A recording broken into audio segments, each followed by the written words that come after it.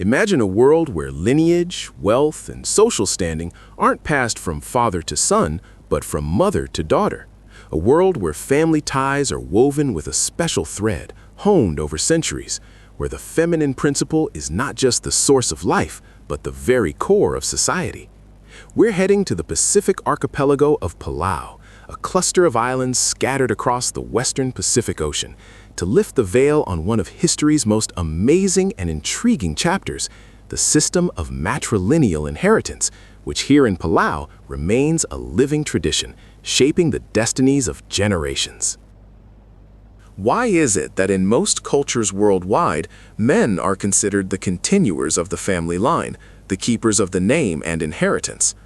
How did it come to be that in our minds, the image of the head of the household is strongly associated with a man? In Palau, these questions get a completely different answer. Here, under azure skies and amidst emerald foliage, society has built its own unique model, where women hold the central place, and the right to inherit both material possessions and social status unequivocally belongs to them. This isn't just a tribute to the feminine principle, but a complex, multifaceted system shaped by millennia of adaptation to the environment and social survival. This article isn't just a story about distant islands, it's a deep dive into human culture, an exploration of how different peoples found their paths of development, how social structures were formed, and how traditions born in the distant past continue to influence people's lives today. We'll try to understand what factors contributed to the formation of the matrilineal system in Palau, how it's reflected in daily life, rituals, and family relationships, and why it's so crucial for preserving the cultural identity of this unique people. Prepare to embark on a journey that will open new horizons in understanding what it means to be human in a changing world. The feminine principle as a cornerstone. The origins of matrilineality in Palau. To understand why the role of women in inheritance is so important in Palau, we need to go back to the very heart of their cultural and historical roots. Anthropological research shows that matrilineal societies, while not universal, are found in various parts of the world, and their emergence is often linked to specific living conditions and economic activities.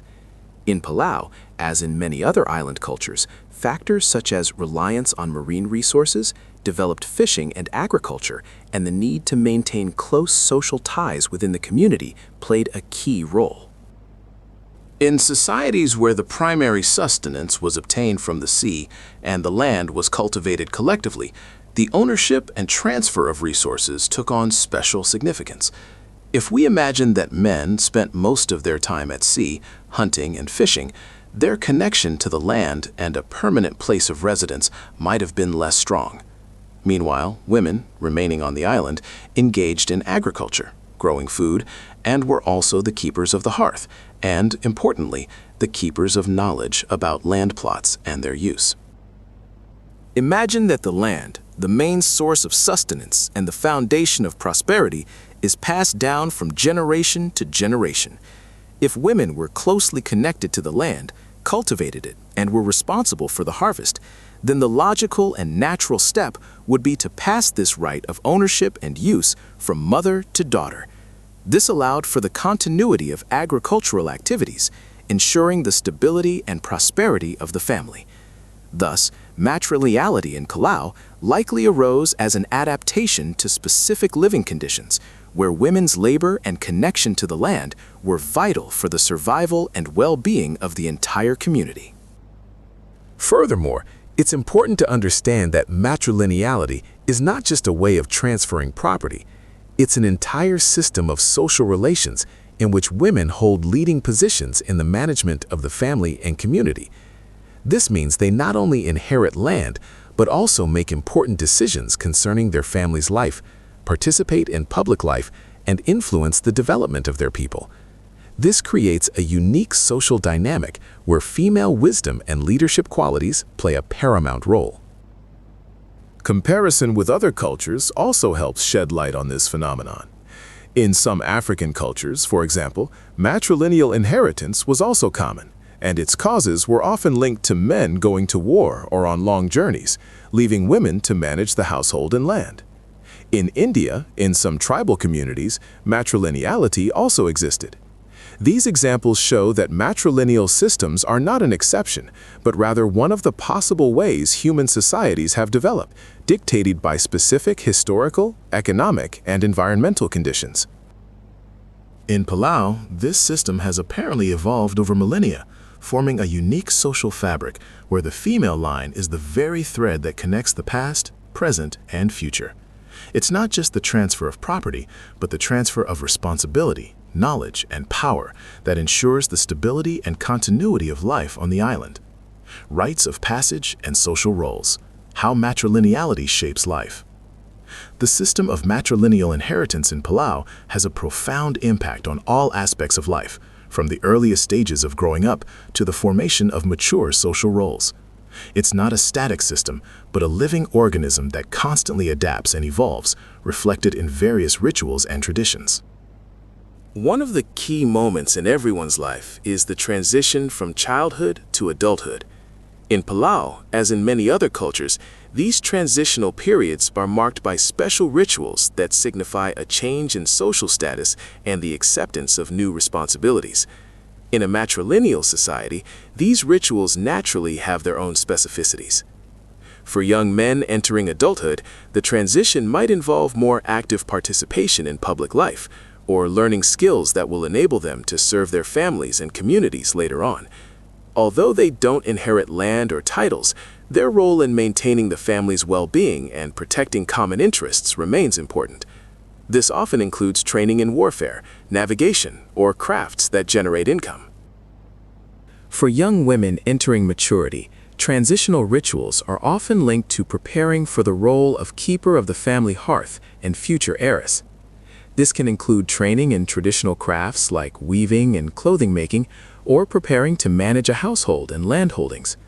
An important aspect might also be learning the family history, its customs and traditions, so they can pass this knowledge on to their daughters. Imagine that it is the mother, as the main figure in the family, who instructs her daughter, passing on not only practical skills, but also the values that shape her as the future head of the lineage. This is a process that requires time, patience, and a deep understanding of the qualities needed to successfully fulfill this responsible role. Social roles in Palau are thus closely intertwined with the matrilineal system. Women, as heiresses, often hold leading positions in the family, making decisions about resource allocation, land management, and participation in public life. They may be heads of their households, responsible for the family's financial well-being, and act as mediators in resolving various conflicts. Men, in turn, play an important role in supporting the family and community. Their duties may include defending territory, participating in construction, and supporting their wives and daughters in their endeavors. Although they do not inherit directly, their contribution to the common good is undeniable. It is important to understand that this does not mean suppressing the male role, but rather integrating it into a broader social structure where the female line is the foundation. Comparing this to other cultures where patrilineal inheritance prevails highlights the contrast. In such societies, men typically inherit surnames, property, and social status from their fathers. Their role in the family and society is often more dominant. In Palau, however, this balance is shifted towards female influence, creating a unique social dynamic. Cultural traditions in Palau, including the matrilineal inheritance system, are not static. They evolve and adapt to modern conditions while retaining their essence. These traditions help people understand their place in the world, their connection to their ancestors, and their responsibility to future generations. They are the foundation upon which the entire life of society is built, ensuring its unity and continuity. Inheritance, wealth, and power. How the maternal line determines destinies.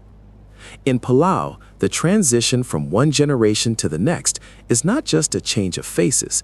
It's a redistribution of power, wealth, and responsibility that occurs along the maternal line. This means that women are the keepers of family inheritance, whether it be land, houses, jewelry, or other material assets. And this is not just a formality, but a key aspect that determines the social status and economic position of the family. Imagine that the house where you grew up or the land your ancestors worked will pass not to your son, but to your daughter. This changes the entire logic of building family relationships and planning for the future. In Palau, it is the mother, as the head of the lineage, who manages her property, deciding how it will be passed on. Most often, this happens in favor of her daughters, who in turn will continue this tradition. But it's not just material things that are inherited. Power and social status are passed down along with property. A woman who inherits land and property becomes more influential in her community. She can make important decisions concerning the lives of her family members and participate in public life, contributing to the development of her people. This raises an intriguing question. How do men fit into this system? Although they do not inherit directly, their role in supporting the family and community remains important. They may be protectors, providers, or mediators in various matters. Their contribution may be valued and recognized, but formal ownership and power are concentrated in the hands of women. Interestingly, this does not necessarily mean a complete renunciation of property rights for men. Sometimes there are complex arrangements where men may use land or houses that belong to their mother, sister, or wife. However, the final decision on the distribution and use of these resources remains with the women. The comparison with patrilineal societies is particularly telling here. In patrilineal systems, it is men who inherit the main wealth and power, which often places them in a more privileged position. In Palau, however, this dynamic is shifted. Women, as keepers of the inheritance, possess significant influence and authority. The cultural traditions in Palau related to inheritance shape a unique social landscape. They reflect a deep respect for the feminine principle, for its ability to preserve, multiply, and pass on wealth and knowledge. This is not just a system of property transfer. It is a system that defines the social structure, strengthens family ties, and ensures the stability and continuity of life on the island. Thinking about this, it's worth asking ourselves, what lessons can we learn from this approach to inheritance? How might it impact our understanding of gender equality, the role of family, and the importance of preserving cultural traditions? The matrilineal inheritance system in Palau isn't just an exotic curiosity. It's a valuable lesson from the history of human civilization, showcasing the diverse paths societies can take to build their future. Adapting to the environment and social survival, the global context of Palau's system. When we talk about the matrilineal inheritance system in Palau, it's important to remember that it's not an isolated phenomenon, but part of a broader picture of human evolution and adaptation. Different cultures, facing various environmental, social, and economic conditions, developed their unique ways of organizing life.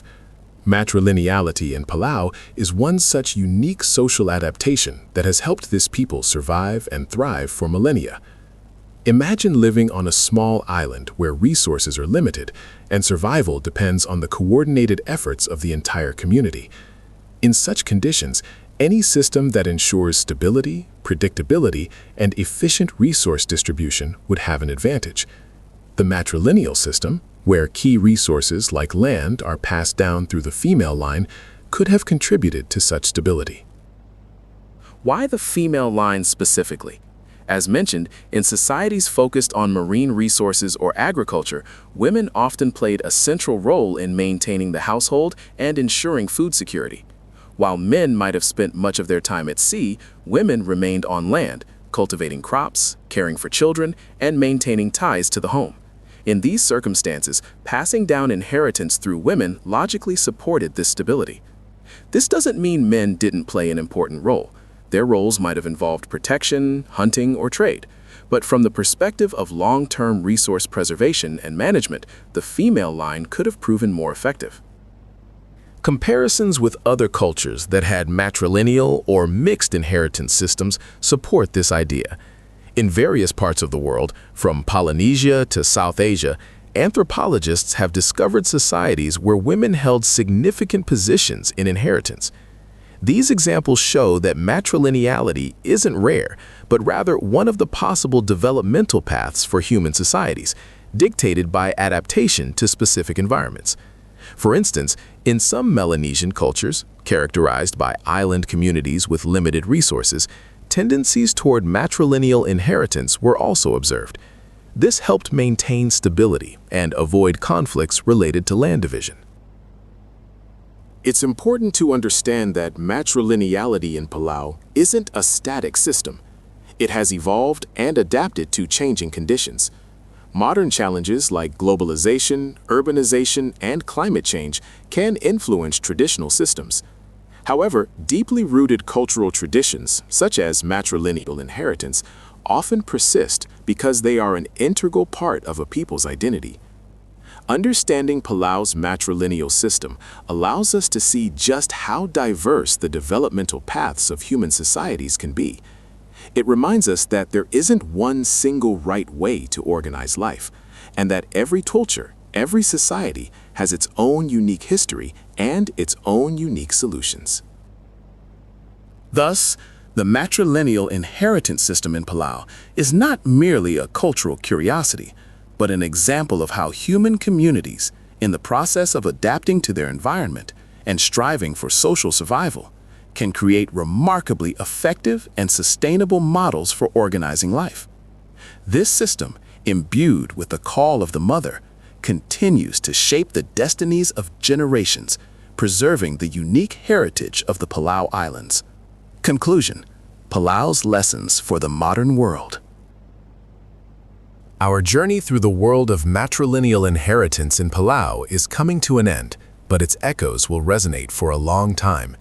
We've seen how deeply the maternal line can be woven into the very fabric of society, determining not only the transfer of material wealth, but also social status, power, and cultural values.